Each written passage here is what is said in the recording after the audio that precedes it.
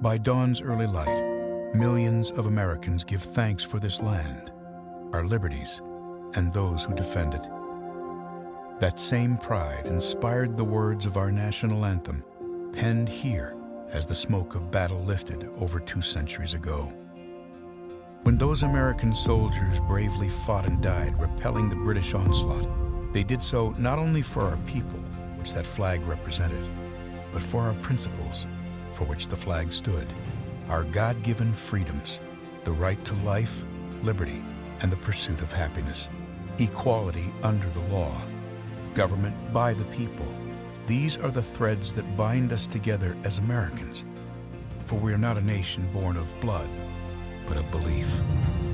And even though that old flag has sometimes been battered and beaten, faded and forgotten, fired upon and set ablaze, there are heroes throughout our history who have picked up those tattered strands, mended them, and raised our flag anew. Just as the soldiers at Fort McHenry fought in defense of the beliefs that bind us today, there are new leaders who have devoted their life to do the same.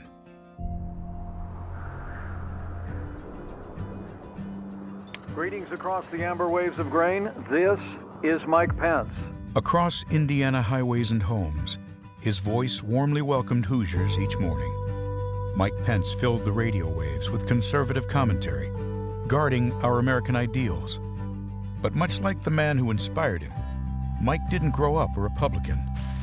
As President Reagan said, freedom is never more than 1 generation away from extinction. His grandfather was a hard-working Irish immigrant who drove a bus to provide for his family. His father served our nation bravely in the Korean War and earned a Bronze Star.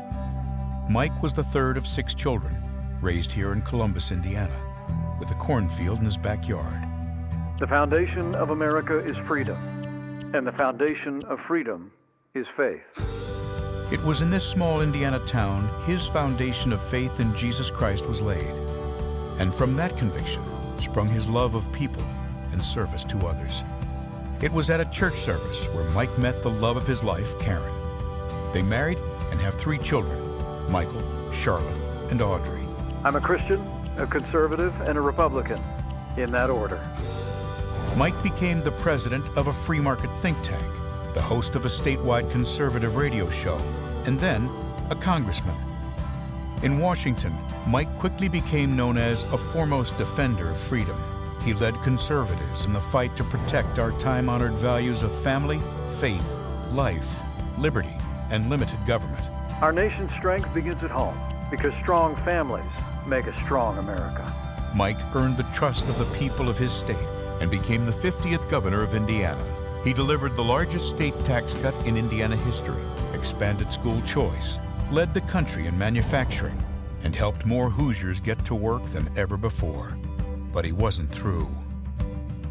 ABC News has learned that Donald Trump will choose Indiana Governor Mike Pence to be his running mate. I would like to introduce a man who I truly believe will be the next Vice President of the United States, Governor Mike Pence. As our Vice President, Mike Pence has held tightly to those threads of freedom woven through our history.